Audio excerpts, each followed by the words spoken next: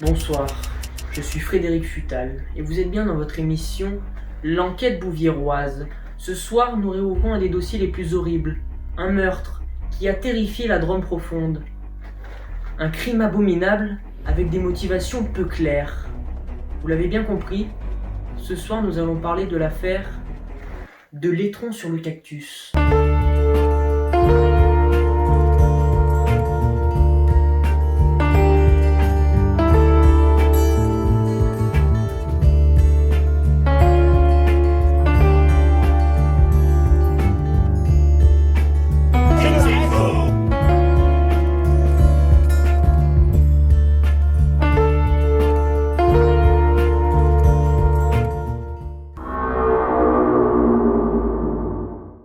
L'affaire de l'étron sur le cactus prend place dans le village des Piles, à seulement 7 km de la ville de Nyons, l'empire de l'huile d'olive.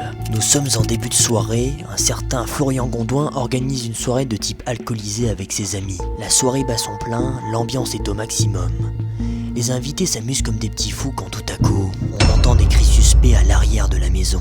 Florian Gondouin se dirige en provenance des bruits suspects, mais avec la faible luminosité, il n'arrive pas à voir ce qu'il se passe.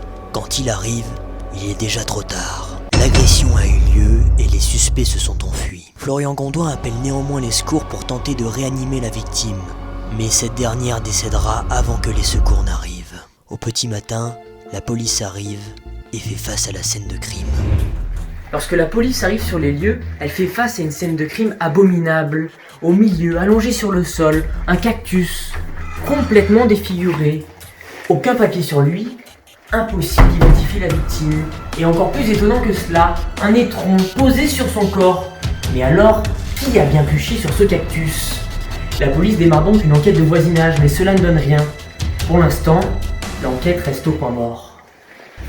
Le corps de la victime a été massacré, il est donc impossible pour les enquêteurs de déterminer précisément de qui il s'agit.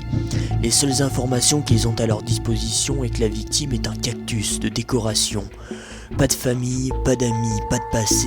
Les enquêteurs en déduisent que la victime ne connaissait pas son agresseur et que le meurtrier est un psychopathe opportuniste qui passait par là. Les enquêteurs interrogent donc Florian Gondouin qui a découvert le cadavre et lui demandent si, parmi ses invités, il n'y aurait pas des personnes qui pourraient en vouloir au cactus. Mais Florian Gondouin est formel. Pour lui, le meurtrier est une personne extérieure qui s'est infiltrée sur sa propriété. Seulement, les enquêteurs sont perplexes. Le domaine des Gondouin est reculé et n'est pas vraiment facile d'accès. Il serait donc impossible pour une personne extérieure de pouvoir s'infiltrer sans être vue au milieu des invités, de tuer le cactus et de repartir. Pour eux, le ou les meurtriers font partie de la liste des invités et ont tué le cactus avant de se remêler à la foule pour ne pas être suspectés. Le médecin légiste ne constate pas de traces de violence sexuelle. Il ne s'agit donc pas d'un meurtre précédé d'un viol. Les enquêteurs ne savent pas si l'étron retrouvé sur le corps de la victime symboliserait quelque chose pouvant se ramener à un mouvement sectaire ou si c'est juste un étron tout à fait banal déposé là qu'on pourrait trouver dans n'importe quelle cuvette de toilette. La scène de crime ne comporte malheureusement pas d'autres indices. Vous l'avez compris, pour l'instant l'enquête est au point mort. Et pourtant, avec le résultat du rapport d'expertise sur la victime, l'enquête va basculer. En effet, le rapport du médecin légiste va être plus que fatidique dans cette affaire. Lorsque le verdict tombe, les policiers sont sur le cul. Lorsque le rapport du légiste tombe, il est clair. La cause de la mort du cactus est une asphyxie instantanée due à la présence massive d'excréments sur le visage, bloquant ainsi les voies respiratoires. En d'autres termes, on lui a chié à la gueule et il s'est étouffé. L'étron sera donc envoyé au laboratoire pour des analyses plus approfondies, dans l'espoir de savoir à qui il appartient. En parallèle à cela, les enquêteurs obtiennent la liste des invités présents à la soirée. Leurs profils sont étudiés, certains ont été condamnés pour de petites délinquances, mais aucun n'a véritablement le profil d'un tueur de cactus. Les enquêteurs sont dans une impasse et les analyses de l'étron ne vont pas vraiment les aider. Elles permettent juste de déterminer que le meurtrier avait récemment mangé un cordon bleu, ce qui ne permet pas véritablement de réduire la liste des suspects. Malgré les causes de la mort identifiées, l'enquête piétine. Comme à de nombreuses reprises dans cette affaire, un bouleversement va surgir et va donner à l'enquête une autre tournure. En effet, une vidéo amateur parvient aux enquêteurs. On peut ainsi y voir Le drame se déroulant en direct, filmé, on y identifie 2 personnes se déchaînant sur ce pauvre cactus, ainsi que le caméraman que l'on n'arrive pas clairement à identifier. Le 15 novembre 2018, plus d'un mois après l'ouverture de l'enquête, un mystérieux enregistrement parvient aux enquêteurs. D'habitude, ce genre d'élément externe à l'enquête n'est pas pris au sérieux par les enquêteurs, car ils sont généralement montés de toutes pièces, parfois pour disculper ou pour inculper un suspect dans une enquête. Mais cet enregistrement les attire. En effet, on y reconnaît parfaitement la scène de crime. Et encore plus intéressant que cela, on peut y observer 2 individus en train de se déchaîner sur le cactus. Quoi? C'est un Ouais, vas-y, qu'est-ce qu'il a dit sur ta mère? Qu'est-ce qu'il a dit? Ta gueule, il a dit que ma mini. Fais-lui caca dessus, chez-lui dessus. Seulement, la vidéo n'est pas suffisamment nette pour arriver à identifier les suspects. Les enquêteurs sont néanmoins attirés par un détail très important. Un short ananas de très mauvais goût qui ne pourrait vraiment pas plaire à tout le monde. Les enquêteurs remontent donc la piste de cet ignoble accoutrement et avec la confirmation de Florian Gondouin, identifient Piou Piou de Bouvière. Un imbécile local qui aurait certainement un QI suffisamment faible pour chier sur ce cactus. Dès lors, les enquêteurs identifient le 2e homme de la vidéo. Il s'agit de Pépouze. Un de ses amis est toujours partant pour un mauvais coup à faire. D'ailleurs, on peut l'entendre dire, quand il ne rugit pas comme un animal sauvage, fais-lui caca dessus, chie-lui dessus. Fais-lui caca dessus, chez-lui dessus. Les enquêteurs demandent donc à Florian Gondouin s'il ne reconnaît pas la voix du caméraman.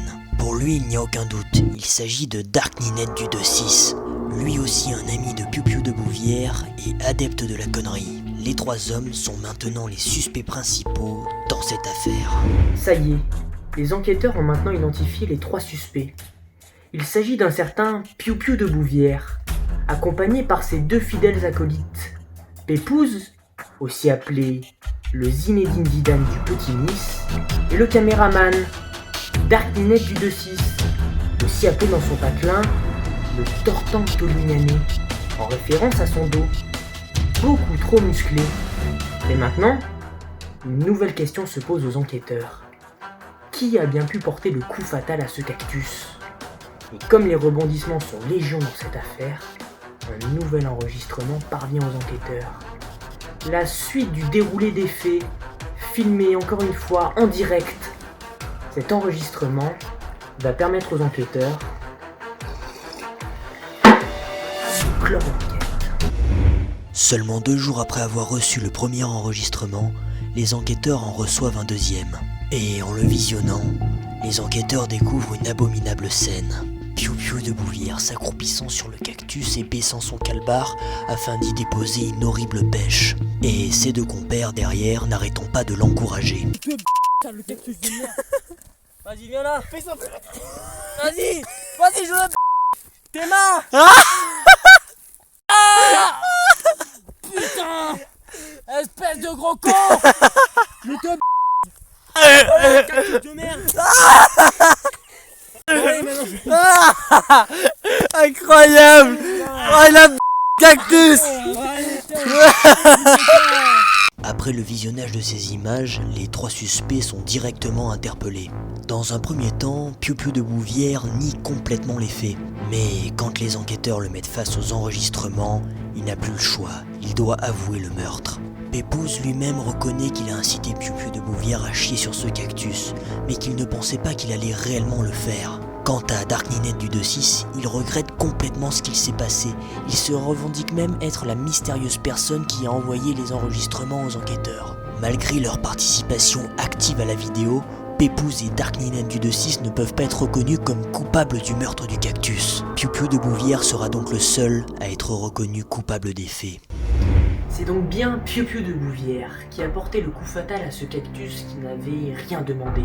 Ses 2 acolytes, Pépouze et Dark Ninette du 2-6, bien que complices de ce meurtre, ne vont être jugés que pour non-assistance à cactus en danger. Le 17 janvier 2019, le procès de Piou Piou de Bouvière s'ouvre et la sentence est irrévocable. 17 janvier 2019, à la Cour nyonçaise, le procès des 3 hommes s'ouvre. Les enregistrements du meurtre sont montrés à la cour et ils choquent toute l'audience. Piou Piou de Bouvière, étant l'auteur du coup fatal, risque la sentence la plus lourde. D'ailleurs, aucun avocat n'a bien voulu le défendre. Pour eux, il était trop compliqué à tirer d'affaire. Mais ce dernier plaide les circonstances atténuantes. En effet, il avait ingéré une quantité en alcool équivalente à 2 bières. Mais pour le juge, une si faible quantité d'alcool ne peut provoquer une telle haine et un comportement aussi violent. Le mobile est lui aussi compliqué à déterminer. Piu Piu de Bouvière dit que le cactus avait insulté sa mère.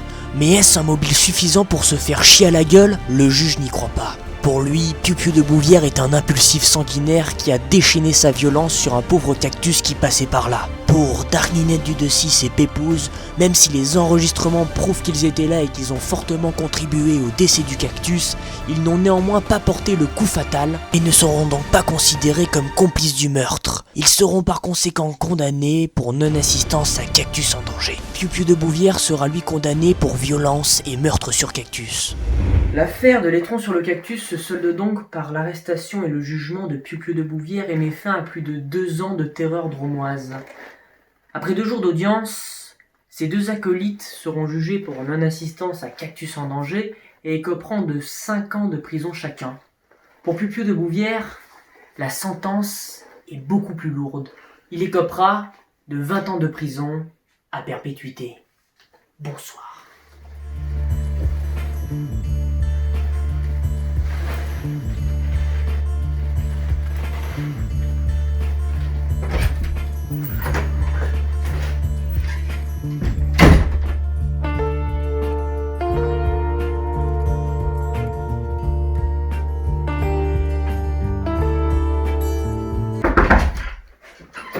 Pardon, excusez-moi, j'ai oublié les clés de ma voiture. Au revoir.